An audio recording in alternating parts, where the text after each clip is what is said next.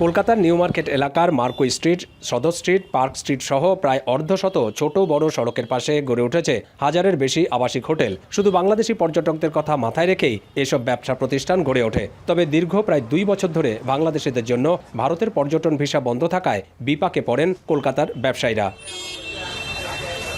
গেল বৃহস্পতিবার বাংলাদেশিদের জন্য আবারও ভিসা চালুর ঘোষণা দেন ঢাকায় নিযুক্ত ভারতীয় হাইকমিশনার দীনেশ ত্রিবেদী।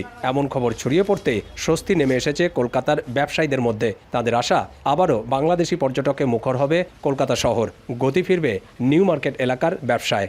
বাংলাদেশ থেকে এদেশে চিকিৎসা করার জন্য আসেন এবং যখন আসেন তারা দীর্ঘদিন যে এখানে থাকছেন তার ফলে কিন্তু আমাদের এখানে থাকার যে কেনাকাটা বাণিজ্যিক দিকটা থাকে এবং তার পাশাপাশি আমাদের পর্যটনও কিন্তু অনেকটা শক্তিশালী হয়। টুরিস্ট আসলে তো ব্যবসা হয়, তারপরে ডলার আসে, ফরেন কারেন্সি আসে, আর ম্যাক্সিমাম বাংলাদেশ থেকে তো টুরিস্ট ইন্ডিয়াতে বেশি আসে। ভিসা প্রক্রিয়া স্বাভাবিক হলে পরিবহন, হোটেল, মোটেল সহ পর্যটন খাতে জড়িত সব ধরনের ব্যবসার সংকট অনেকটাই কেটে যাবে। শুধু পর্যটনের উদ্দেশ্য নয়, কেনাকাটা, চিকিৎসা সহ নানা কাজে নিয়মিতভাবেই কলকাতায় যাওয়া আসা করেন বাংলাদেশিরা। পর্যটক ভিসা বন্ধ থাকায় মন্দায় পড়ে অনেক ব্যবসা। ডেলি অর্ডার হতো 1 লাখ 2 লাখ এরকমই অর্ডার হতো, এখন কিচ্ছু হচ্ছে না। এবার টুরিস্ট ভিসা চালু হয়েছে, এবার ভালো হবে। বাংলাদেশির উপরেই আমরা পুরো ডিপেন্ড। আমাদের সবকিছুতেই প্রবলেম হচ্ছে, মেডিসিনও সেল হচ্ছে না, প্লাস কসমেটিকও সেল হচ্ছে না। আমরা চাই যে ওনাদেরকে ভিসা দেয়, ভিসা ছাড়ে, সবার জন্যই এটা ভালো হবে।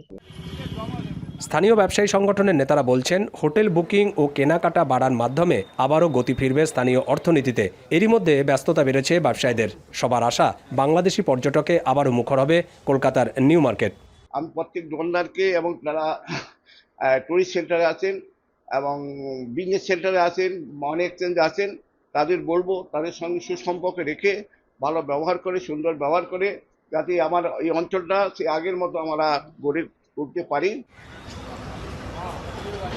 বাংলাদেশি পর্যটকের অভাবে প্রায় 2 বছর ধরে কার্যত ধুঁকতে থাকে কলকাতার পর্যটন সংশ্লিষ্ট ব্যবসা খাত। অনেকেই ব্যবসা ছেড়ে বিকল্প আয়ের পথ বেছে নিয়েছেন। কর্মহীন হয়ে পড়েছেন বহু মানুষ। পরিবহনের অফিস বদলে হয়েছে কাপড়ের দোকান। টুরিস্ট ভিসা চালু ছিল তখন আমাদের দিনে 2-3টে বাসও ছাড়া হতো, সকালে 2টো, বিকেলেও ছাড়া হতো। কিন্তু বর্তমানে এই মেডিকেল ভিসার জন্য অনলি একটা বাস, তাও সম্পূর্ণ হয় না। টুরিস্ট ভিসাটা চালু হয়ে যায়, আমাদের এখানে সব দিক থেকে সুবিধা হবে। এখানে ভ্যানওয়ালা, টোটো union, auto union, taxi union, bus union সবাই ভালোভাবে চলতে পারবে। তবে শুধু নিউ মার্কেটই নয়, একই চিত্র ভারত বাংলাদেশের বৃহত্তম স্থলবন্দর পেট্রাপোলেও। মূলত বাংলাদেশি পর্যটকদের উপর ভর করে সীমান্তে গড়ে উঠেছে হোটেল, রেস্তোরাঁ, ট্রাভেল এজেন্সি সহ বেশ কিছু বৈদেশিক মুদ্রা বিনিময় কেন্দ্র, যেখানে প্রত্যক্ষ ও পরোক্ষভাবে জড়িত কয়েক হাজার কর্মী। লক্ষাধিক লোক উপকৃত হবে, বিশেষ করে পেট্রাপোল, বেনাপোল, আমরা এর সঙ্গে যারা যাতায়াত করি। এখন প্যাসেঞ্জার 400, 450, 500, যাই হোক এরকম কাছাকাছি, ম্যাক্সিমাম 500-600, কিন্তু এটা পার ডে 6-7 হাজার হয়ে যাবে। ভারত সরকারের পরিসংখ্যান অনুযায়ী 2023 সালে ভারতে যাওয়া বিদেশি পর্যটকের মধ্যে বাংলাদেশিদের সংখ্যা সবচেয়ে বেশি। ওই বছর রেকর্ড প্রায় 22 লাখ বাংলাদেশি ভারত ভ্রমণ করেছেন।